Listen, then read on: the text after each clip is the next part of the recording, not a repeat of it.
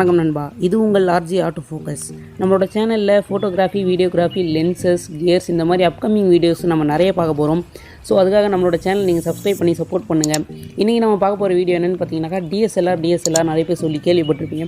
ஆனால் டிஎஸ்எல்ஆர்னால் என்ன, அதுக்கான மீனிங் என்ன அப்படின்றதான் இன்றைக்கி நம்ம வீடியோவில் பார்க்க போகிறோம். வாங்க வீடியோக்குள்ளே போகலாம்.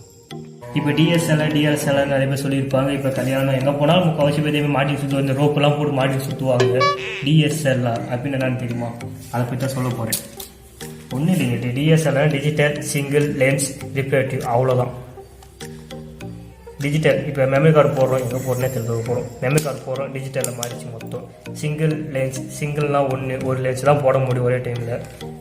சிங்கிள் லென்ஸு இருக்குது, ஒரு லென்ஸு போகிறோம், ஒரு லென்ஸு முடிஞ்சிச்சு. இப்போ முக்கியமான ஒரு விஷயம், லாஸ்ட்டு டிஃப்ராக்டிவ்னா ஒன்றும் இல்லைங்கோ, நல்லா கட்டுவோம். வெளிச்சம் இன்றைக்குமே ஒரு பக்கம் தான் வரும்.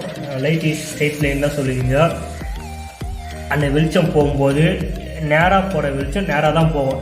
அது எப்படி கொஞ்சம் இவ்வளோ தூரம் இந்த வியூ பாயிண்டில் தான் நம்ம பார்க்குறோம். லைட்டு பார்த்தா தெரியும். வியூ பாயிண்டில் இந்த வியூ பாயிண்டில் நம்ம பார்ப்போம். அது எப்படி லைட்டு ஸ்ட்ரெயிட்டாக வர லைட்டை இவ்வளோ தூரத்துக்கு அப் பண்ண முடியுது.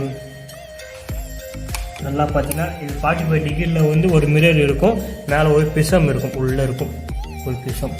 அது வரைக்கும் பொருவோம்.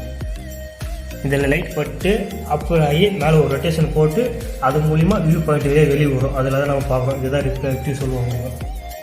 நாங்கள் இதோட உங்களை அடுத்த வீடியோவை பார்க்குறோம். Until RG auto focus by Gautam Kumar.